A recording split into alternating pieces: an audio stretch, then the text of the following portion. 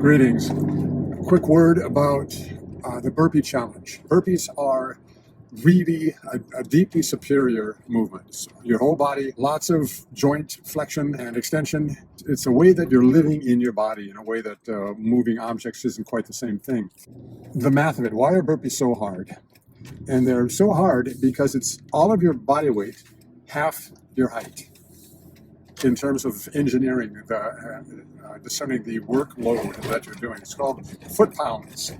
So if I make it up, just round numbers, you're 200 pounds, you're 6 feet tall.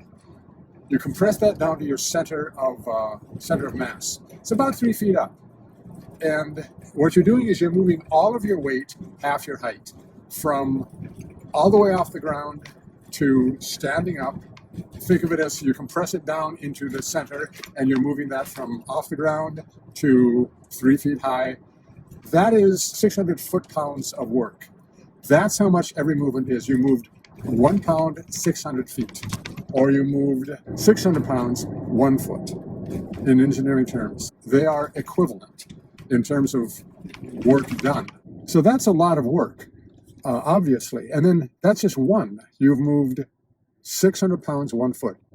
You repeat that. You get thousands and thousands of foot-pounds work done. That's why it's so tiring. So now the protocol, 5 minutes. You're going to do 5 minutes of burpees. The least intelligent way of doing it is the slog. I'm just going to grind them out, steady pace, be the machine. Now, back in my head, that's kind of how I want to do things. I just want to, be steady. It's not the most productive. A little bit more, a little bit less, a little faster, a little slower. That's one way. But the way that I have best success is you program a rest. You're going to do 6 and you're going to rest for 10 seconds.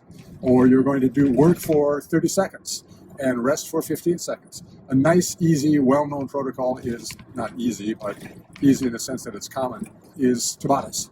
20 seconds of work, 10 seconds of rest, repeat. So every minute, you're going to get 40 seconds of work, but you're dividing it into 2 parts. You really can rack it up. You can monitor your fatigue. You start out not full blast, you start out at your pace once you've done it.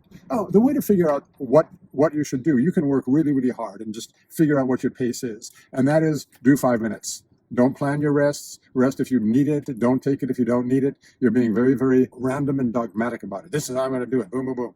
And then how many did you do? Maybe you did, 30. And that's a good beginner. So now you know that if you did 30 for 5 minutes, you did 6 per minute. Okay, now you know your pace, 6 per minute. And now you can do it again, and you look at the minute, and you do 6. And you might have 20 seconds on the clock. Okay, you rest. Top of the minute, you do your 6. That's an EMOM, every minute on the minute. You've turned it into that. And then when you get tired, there's less and less rest because you're going slower, it's more fatiguing. You don't have 20 seconds as you did in the first round. Maybe you got 8 seconds. Okay, now you got 8 seconds of rest. Get your last minute in, and now you've done it. That's one way of doing it. Another way is don't do 6 in the minute, do 3 in the half minute. Just do your 3. What you're going to find is you can do more. You're husbanding your resources. What I like is you find your pace, and I'm going to do Tabatas. So I'm going to do 6. 6 in the 20 seconds, and repeat that. So that's going to add up to 60 in the 5 minutes. Okay, now I'm doing pretty well. Eventually, I might go a little more freeform and do 30 seconds and 5 deep breaths. Whatever the playful means you want. In the beginning, I would suggest sort of random. Just do what you can, make it a horror and a slog. It's only 5 minutes. You're going to hate it if you've not done it before. And then you get your pace, and now you can be a little more methodical. So that's something about Burpee Challenge. You do that for every day. Do that every day. It's only 5 minutes. Though in the beginning, you're going to be really tired. After a week of that, you're going to be doing more, and you're not going to be so tired. You're going to be very pleased. This is, maybe not you, people are very pleased with the results of this. There's a body hack. You exercise before and after for 2 different reasons. I won't talk about the after, but actually do this before you eat, especially if you're going to have a not great meal. And it doesn't have to be 5 minutes. It can be 20 burpees, or it can be 15 burpees, but with some intensity. You're going to be breathing hard. It's a great way to just loosen up, frankly. That's what I do it for, because I get pretty stiff. And it's also, it changes the way you're going to be metabolizing your food. You're not going to be as fat because of the meal you ate. There are lots of different techniques, behaviors that you can engage in, little things that add up to make a big difference in terms of the food you eat. But you know, or you might know by now, my approach to nutrition, which is high nutrient rich, calorie poor.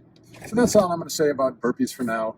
Very much to say about the general principles, but I'm in these little talks that we're having, not information dense, friendly conversations.